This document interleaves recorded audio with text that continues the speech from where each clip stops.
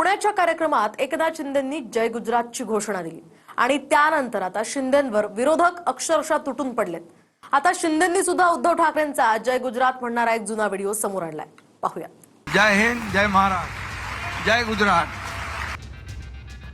उपमुख्यमंत्री एकनाथ शिंदेंची जय गुजरातची घोषणा पुण्यातली आहे। भाषण संपल्यानंतर जय हिंद, जय महाराष्ट्रासह शिंदेंनी जय गुजरातचा नारा दिला। आपके बुलंद इरादों से तो चट्टानें भी डगमगाती है, दुश्मन क्या चीज है, तूफान भी अपना रुख बदल देता है।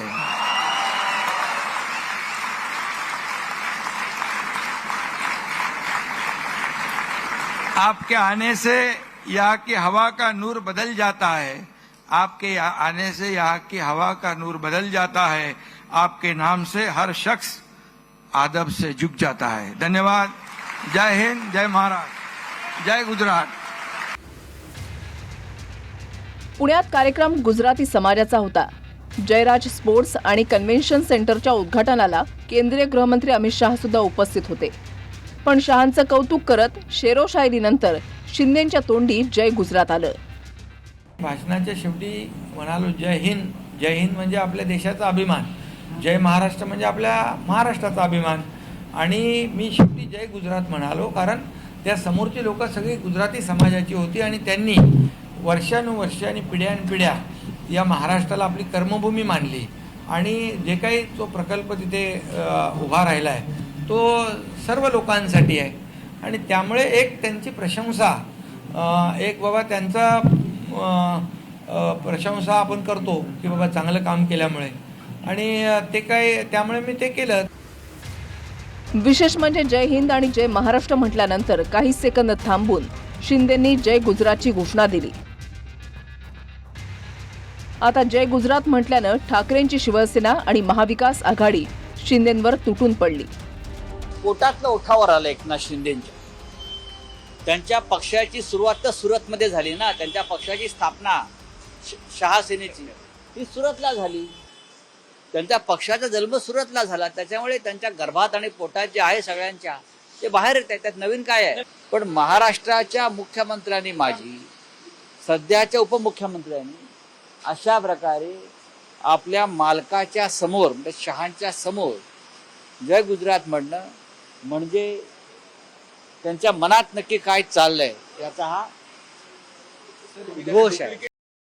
जे देशाचे गृहमंत्री यांच्या समोर लाचार कसे झाले ते पण त्यांनी दाखवलं।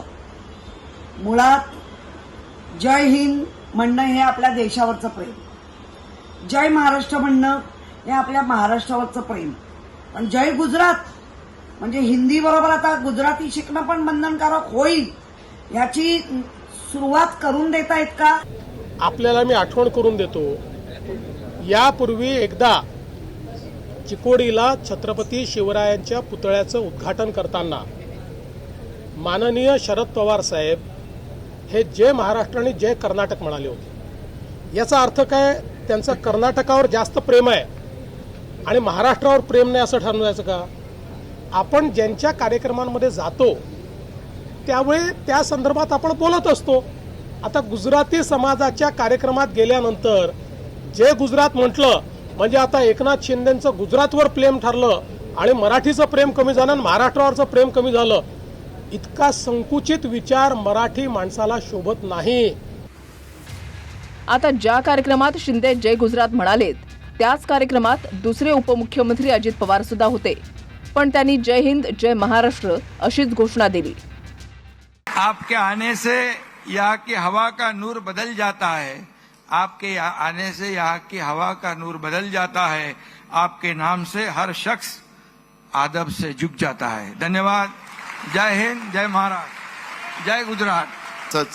प्रेम, आपुलकी, जिव्हाळा हा त्यांनी आपल्या महाराष्ट्रावर आणि पुणेकरांवर ठेवावा ही अपेक्षा व्यक्त करतो आणि थांबतो। जय हिंद, जय महाराष्ट्र।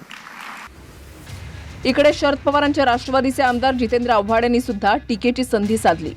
शिंदेंना आता केम छो असं विचारायचं का असा टोला आव्हाडांनी लगावला, पण दरेकरांनीही आदित्य ठाकरेंनी लावलेल्या केम छो वरळी पोस्टरची आठवण करून दिली।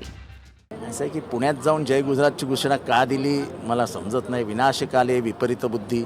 आता काय एकनाथ शिंदे भेटल्यानंतर असं विचारायचं का काय कसे आहात शिंदे साहेब, केम छो, असं विचारायचं. स्वतःच्या पायावर धोंडा टाकून दुसऱ्याला खुश करणार असाल तर मुबारक हो. हेच केम छो वरळी हे जेव्हा आदित्य ठाकरेंनी होर्डिंग्स लावली होती तेव्हा काय डोळ्यावर झापड लावली होती का जितेंद्र आव्हाडांनी? म्हणजे आपला तो बाब्या आणि दुसऱ्याचं कार्ट. जेव्हा खुल्या मतदानासाठी वरळीमधील गुजरात्यांना आकर्षित करण्यासाठी केम छो वरळी हे कोण बोलत होतं? जिलेबी पापडा गुजराती आपडा, म्हणजे स्वार्थासाठी सोयीचं घ्यायचं. आता गुजराती समाजाचा कार्यक्रम असेल तर ते जय महाराष्ट्रही बोललेत ना. शिवसेनेच्या सभेमध्ये जय महाराष्ट्र न म्हणता जय गुजराती एकनाथ शिंदे साहेब म्हणाले. असं कुठेही झालं नाही. असं कृपा करून माझी विनंती आहे की असं प्रेझेंट नका करू. गुजराती समाजाच्या एका कार्यक्रमामध्ये जसं आपण एखाद्या कम्युनिटीमध्ये गेल्यानंतर त्यांना आनंद मिळावा, ते खुश व्हावं म्हणून एखादा शब्दप्रयोग करतो, तसा तो एकनाथ शिंदे साहेबांनी शब्दप्रयोग केलेला आहे. ठाकरेंच्या शिवसेनेकडून टीकेचे बाण सुरू झाल्यानंतर शिंदेचे मंत्री प्रताप सरनाईकांनी सुद्धा उद्धव ठाकरेंचा जय गुजरात म्हणणारा व्हिडिओ दाखवला. उद्धव ठाकरे 2019 मध्ये अमित शहा यांचा उमेदवारी अर्ज भरण्यासाठी गुजरातच्या गांधीनगरमध्ये आले होते. त्यावेळेला त्यांनीही भाषणाच्या शेवटी जय गुजरात म्हटलं होतं. आप आगे चलो, हम साथ हैं. जय हिंद, जय महाराष्ट्र, जय गुजरात. आप आगे चलो, हम साथ हैं. जय हिंद, जय महाराष्ट्र, जय गुजरात. ऐन महापालिका निवडणुकीआधी भाषेवरून राजकारण तापलंय. मीरा भाईंदरमध्ये मनसेच्या कार्यकर्त्यांनी अमराठी व्यापाऱ्याला मारहाण केली, तर आता शिंदेंनीही जय गुजरात म्हटलंय. तसं पाहिलं तर मुंबईत गुजराती टक्का निवडणुकीमध्ये निर्णायक असतो. एका आकडेवारीनुसार मुंबई आणि ठाण्याचा विचार केला तर मराठी टक्का 35 ते 40% आहे, उत्तर भारतीय 23%, गुजराती 11.50%, तमिळ 3%, मुस्लिम आणि इतर भाषिक 15% आहेत. मुंबईत मुंबादेवी, मलबार हिल, मालाड, कांदिवली, बोरिवली, दहिसर, चारकोप, घाटकोपर आणि मुलुंड या परिसरात गुजराती समाज मोठ्या संख्येनं आहे.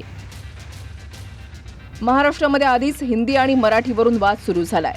त्यातच आता शिंदेंनी जय गुजरात म्हटल्यानं विरोधकांकडून वादाला नवी फोडणी मिळाली आणि प्रकरण एकमेकांचे जुने व्हिडिओ शोधण्यापर्यंत आलं. धन्यवाद. जय हिंद, जय महाराष्ट्र, जय गुजरात. आप आगे चलो, हम साथ हैं. जय हिंद, जय महाराष्ट्र, जय गुजरात. पुण्याहून अजिंक्य धायगुडेसह ब्युरो रिपोर्ट, TV9 मराठी.